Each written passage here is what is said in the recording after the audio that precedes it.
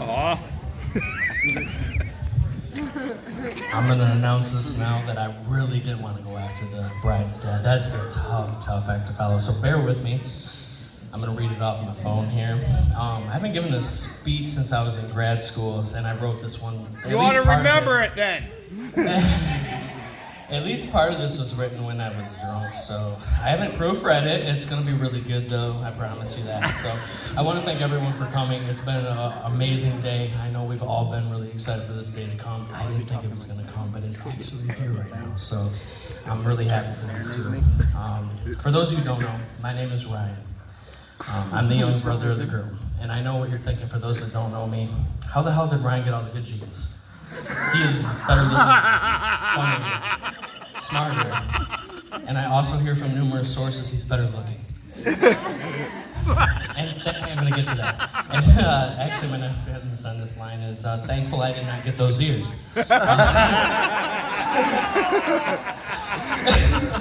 We've made that joke a couple times Hey, tonight. this is the best toast I've heard life. tonight. So, really, it is my pleasure to be standing in front of you all on this magnificent day. When my brother told me he was going to marry Allie, I really remember the excitement on his face when he called me numerous of times when I didn't answer his call. He said, "You got to come over. I got to tell you something. I got to tell you something." I'm like, knowing my brother, it's probably not important, but this time it was. It was the kind of happiness you would see on the face of a child when they finally opened that present at the birthday party that they knew was a PlayStation or something they've been waiting for their entire life. He was giddy and excited like I had never seen him before, up until today. And when he called me up one night to come to the roost, which usually sometimes we have a really good time, but other times I know I'm not going to be feeling too good the next morning. He said he had something important he had to ask me. And he asked me that night to be the best man and stand up with him today, which was the ultimate honor. And then we had a few drinks that night to celebrate.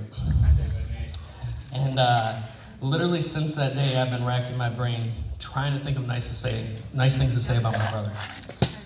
My brother and I have nearly 10 years of an age difference between us, nearly a decade. Some brothers in that position may not even be close or have much of a relationship. And I got lucky in that regard. But it didn't start out that way. For my 10th birthday, my mom and dad took David and I to Florida for my 10th birthday. And it was on that trip I first really got close to my brother. I have an intense fear of sharks to this day. And I still have a vivid memory of David telling me to come to the water and look at the shark. And fearfully, I step towards the water and he scoops me up and throws me like a rag doll to my certain death to be eaten. Where was I here? And sorry, that's what I get for reading off my phone and not practicing this. Oh, and his body came crashing down on mine. I thought for sure I was a goner, only to find out that it was my overweight brother playing the worst prank on me. Later in the trip, we went to Busch Gardens. At that time, I also had a fear of roller coasters. I refused to go on them. And David pulls me off to the side and says, "Hey, don't be a sissy." He didn't really say that. He said more intense language. "You're going on this with me." I cried and cried, but eventually obliged. And truthfully, I was just scared my brother was going to throw me in the ocean again. So I went on the roller coaster. I didn't want to die at 10 years old, but now I love roller coasters. In my career, I'm a social worker. I do counseling with children. And in my career, when someone has a fear, we expose to the stimuli slowly and try to desensitize them to it. Maybe take them in shallow water if they're scared of swimming, or show them a spider behind the glass and not throw it on someone. But that was not David's method. Our last morning, David took me out to the beach when the sun was rising, and he heard me talking about how I wanted to build a sandcastle. And we spent hours making the coolest sandcastle on the beach, which is still a memory that I have to this day. Fast forward to our adult years, all the wrestling matches with the family. One time, David, Rocco, and I were wrestling outside, and it looked so bad that the neighbors called the police on us. Backyard football, airsoft wars were going down to David's favorite bar, the Roost, and playing pool and beating him so badly he didn't want to play again. That doesn't happen very often. And then closing the bar down. We had so many good times together, but I've also watched my brother go through some things that broke my heart for him. And during that time, I got to be there for him. He was struggling between neck surgeries and other events in life, and when I saw him going through that, I told him he was like Superman to me. And not to quit because his little brother was watching, and he didn't quit. There were nights he wanted to, and I would always tell him there's something great in store for you.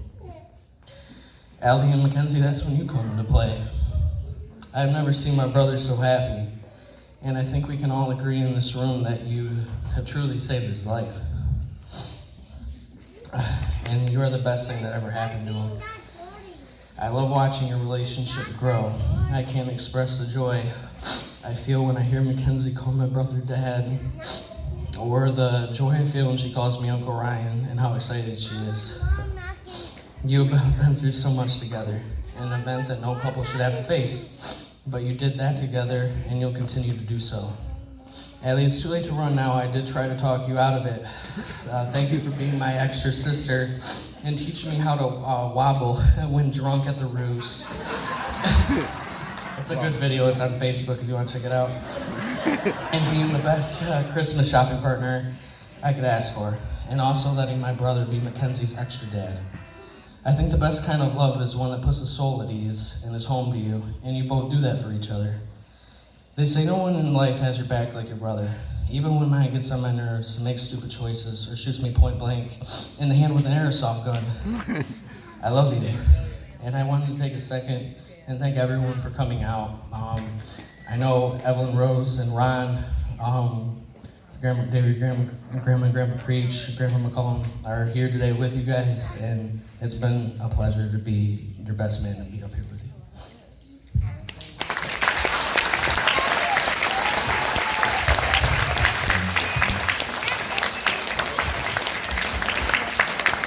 First time that was just him bragging about how much better he never came back to that. I'm a social worker.